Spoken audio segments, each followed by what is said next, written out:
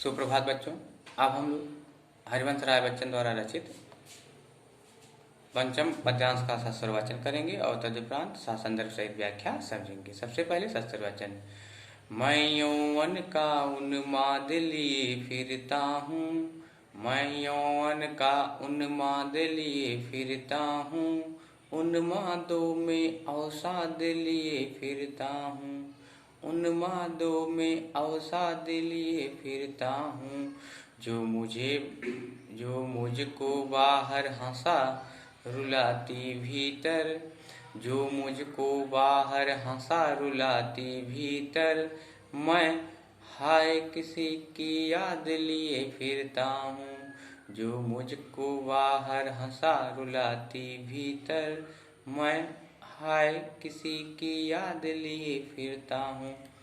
अब इस पर ध्यान में आए हुए कुछ कठिन शब्दों को जानेंगे। तो यौवन का मतलब होता है युवावस्था, उन्माद का मतलब होता है पागल, अवसाद का मतलब होता है निराशा, दुख, विषाद। अब इसका प्रसंग समझेंगे। तो प्रस्तुत पद्यांश का प्रसंग इस प्रकार से है। प्रस्तुत पद्यांश में कवि ने बताया है कि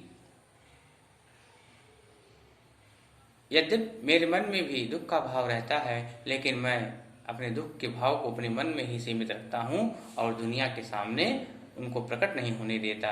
दुनिया के सामने मैं अपने प्रसन्न मन को ही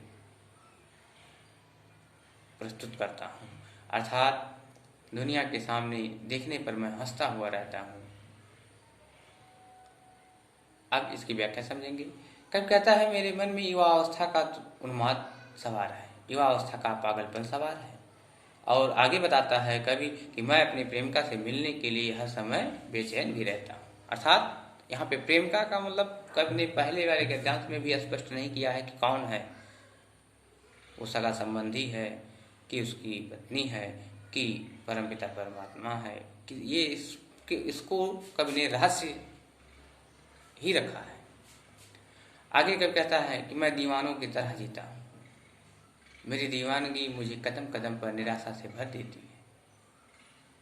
कवि कहता है कि मैं इस वियोग के कारण हमेशा अपने मनों को महसूस कर रह जाता हूँ, अर्थात कसमसाता रहता हूँ।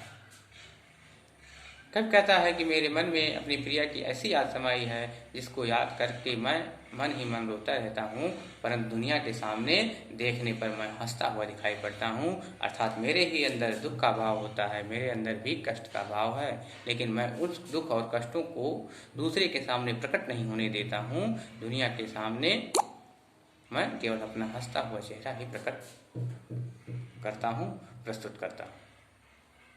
अब अगले बात करते हैं इस पद्यांश पर आधारित कुछ प्रश्नों को समझेंगे। तो इस पद्यांश पर आधारित कुछ प्रश्न इस प्रकार से हैं। अब पहला प्रश्न है, कवि किस कारण अवसाद से ग्रस्त है? पहला प्रश्न है, कवि किस कारण अवसाद से ग्रस्त है? इसका उत्तर इस प्रकार से है, कवि इसलिए अवसाद से ग्रस्त है कि वह जिससे प्रेम करता है वह उसके पास नहीं है, अर्थात उससे इस समय विरहपूर्ण स्थिति बनी हुई है, वह अपने प्रेम से वंचित है, इसलिए उसका प्रेम निराशा से ग्रस्त है।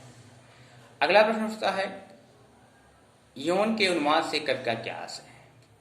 इसका उत्तर है, यौवन के उन्माद से कवि का आशय युवा अवस्था के उन दिनों अर्थात अल्हड़ दिनों में मन में उमड़ने घुमड़ने वाले प्रेम व जोश से है। कभी नए नए प्रेम के कारण व्याकुल है। अगला प्रश्न उठता है, कवि के अंदर और बाहर कौन सी असंगति है और क्यों? कवि के अंदर और बाहर कौन सी असंगति है और क्यों? तो इसका उत्तर इस प्रकार से है, कवि संसार के सामने हंसता खेलता नजर आता है, वह अपनी इस दुर्दशा पर हंसता है, परंतु सच यह है कि वह मन ही मन अपनी इस विरह व्यथा पर रोता रहता है। इस प्रकार से वह अंदर और बाहर से असंगत हो जाता है, अर्थात अंदर से दुखी है, लेकिन देखने पर वह हंसता हुआ दिखाई पड़ता है। अगला प्रश्न उठता है, सिद्ध कीजिए कि यह कविता श्रृंगार प्रधान है। प्रश्न है, सिद्ध कीजिए कि यह कविता श्रृंगार प्रधान है। इस पर अगर हम बात करें तो कि यह कविता श्रृंगार प्रधान है,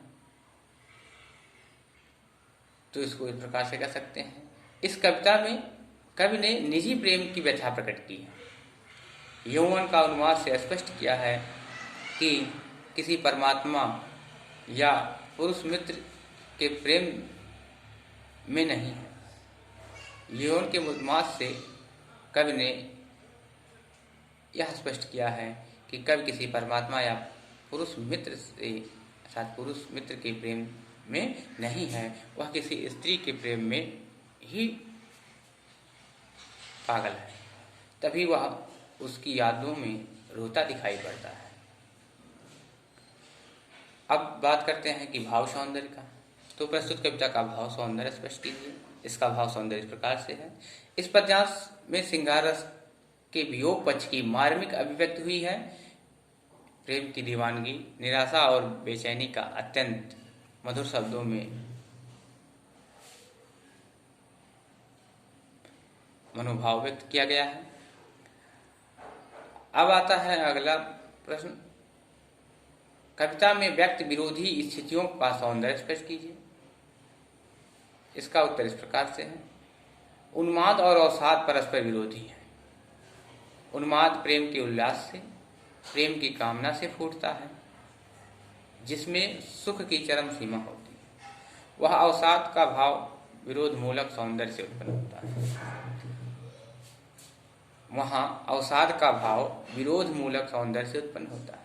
इस प्रकार बाहर से हंसना, भीतर से रोना आदि विरोधभासी स्थितियां हैं या विरोधाभासी स्थितियां हैं। अंदर से रोना और बाहर से हंसना, ये सब विरोधाभासी स्थितियां हैं। अब इसके शिल्प सौंदर्य की बात करें तो शिल्प सौंदर्य के बारे में कवि ने बताया है,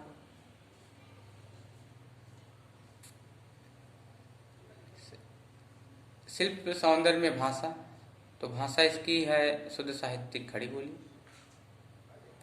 लयात्मक है, अवरोध रहित है, सहज है, संगीतात्मक है। अब छंद की बात करें तो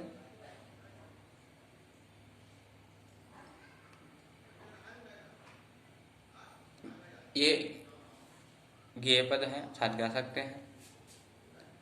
रस की बात करें तो वियोग श्रृंगार रस है। शब्द शक्ति की बात करें तो अभिधा लक्षणा सब शक्ति है, अभिधा भी है, लक्षणा भी है। अब इसके बाद बात करते हैं अगले प्रश्न की। प्रश्न है, मैं हाय किसी की याद लिए फिरता हूं का क्या आशय है। अब इसका उत्तर यह है कि इसमें कवि ने एक और किसी के प्रेम में मस्त है, वहीं दूसरी ओर हाय शब्द उसकी विरह वेदना को व्यक्त करता है। इस प्रकार इस पंक्ति में कवि की विरह वेदना और दीवानगी अर्थात उसका प्रेम का जो पागलपन है, दोनों साकार हो उठी हैं। एक और किसी के प्रेम में मस्त है, दूसरी ओर हाय शब्द उसकी विरह वेदना को व्यक्त करता है। इस प्रकार इस पंक्ति में कवि की विरह वेदना और दीवानगी दोनों साकार दिखाई पड़ती है। अब इसके बाद हम लोग अगला 6 नंबर का पद्यांश उसको कल उसका सत्सर वाचन करेंगे और तदुपरांत उसके प्रश्नों को और संदर्भ व्याख्या को समझेंगे। धन्यवाद।